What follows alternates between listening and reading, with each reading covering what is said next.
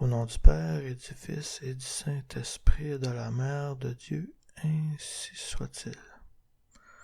Tout est absolu en Dieu, et donc il n'y a pas de vérités qui ne le sont pas, ni de vertu.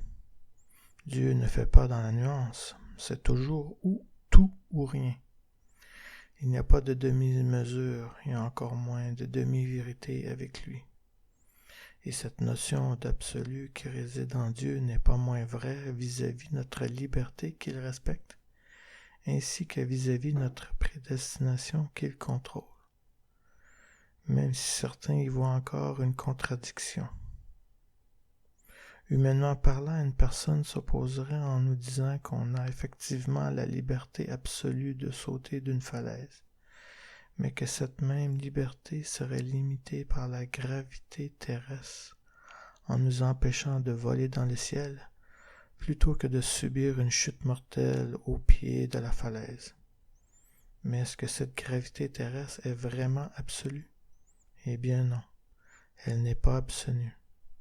Ou sinon les humains auraient été incapables de concevoir des avions grâce à l'intelligence que Dieu leur a donnée. Alors qu'est-ce qui limite notre liberté de voler dans le ciel?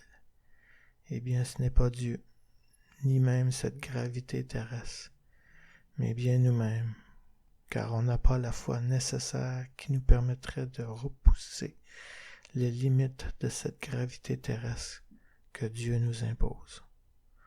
En vérité, je vous le dis, quiconque dira à cette montagne, ôte-toi de là et jette-toi dans la mer, s'il n'hésite pas dans son cœur, mais s'il croit que tout ce qu'il aura dit arrivera, il le verra arriver. Marc chapitre 11, verset 23. Ce passage de l'Évangile nous permet de conclure que ce n'est pas Dieu qui nous empêche de voler dans le ciel, mais plutôt cette moindre hésitation qu'on a dans notre cœur à dépasser ses limites. Et Dieu est pleinement conscient de cette réalité. Car si Dieu ne respecterait pas notre liberté, ni même la foi ne pourrait déplacer des montagnes. Autrement dit, c'est nous-mêmes qui mettons des limites à notre liberté, et non Dieu qui s'exprime à travers cette gravité terrestre. Alors l'autre question qu'il faut se poser avant de tester ainsi notre foi devant les précipices d'une falaise, c'est de savoir si on était prédestiné à voler dans le ciel en sautant d'une falaise, ou si on était plutôt prédestiné à mourir en tombant au pied d'une falaise. Car Dieu connaît notre destin à l'avance, que ce soit de mourir au pied d'une falaise, de voler dans le ciel, d'aller en enfer ou d'aller au paradis, mais c'est nous, au final, de choisir le destin que l'on veut avoir, et cela malgré les limites qu'on s'impose à soi-même. Dieu n'imposera pas le paradis, ni même l'enfer, ni cette capacité de voler dans le ciel, et encore moins ce destin tragique de mourir au pied d'une falaise. C'est notre pleine et entière liberté qui va le décider. Maintenant que vous savez que notre damnation est libre et volontaire, cela n'enlève rien à cette prédestination que nous allions aller en enfer ou pas, car nos doutes qui nous empêchent d'être libres pleinement dans l'absolu ne sont pas volontaires, mais une conséquence du péché que nos premiers parents ont contracté librement en mangeant le fruit de la désobéissance à Dieu.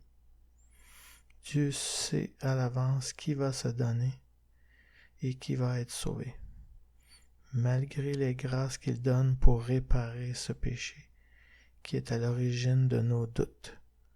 Et ces grâces qu'il donne sont le fruit d'une élection divine de sa part. Et c'est pour cette raison qu'on n'est sauvé que par élection divine.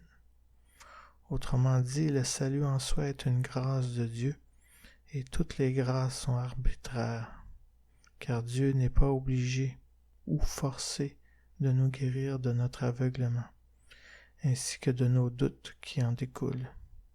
Dieu n'est pas forcé de nous délivrer du péché en ce monde, envers lequel nos premiers parents ont librement consenti. surtout si on ne le désire pas, car on aime le péché davantage qu'on le pense, et cela même si cela limite notre liberté d'agir. Un enfant peut choisir ses parents adoptifs, et vice-versa, mais ce n'est pas les parents qui peuvent choisir d'être aimés par cet enfant qu'ils désirent adopter.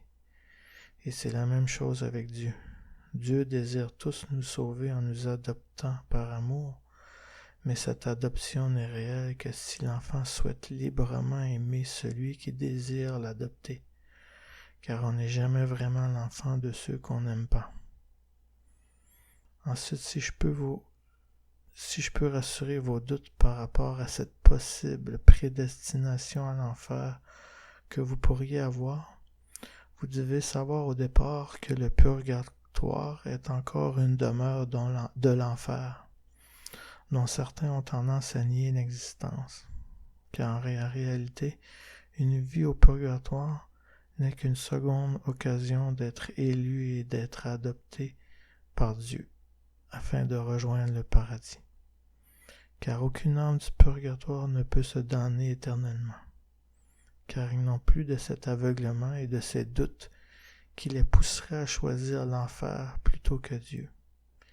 Et le feu du purgatoire détruit assez rapidement cette volonté propre des âmes qui y habitent à vouloir y rester.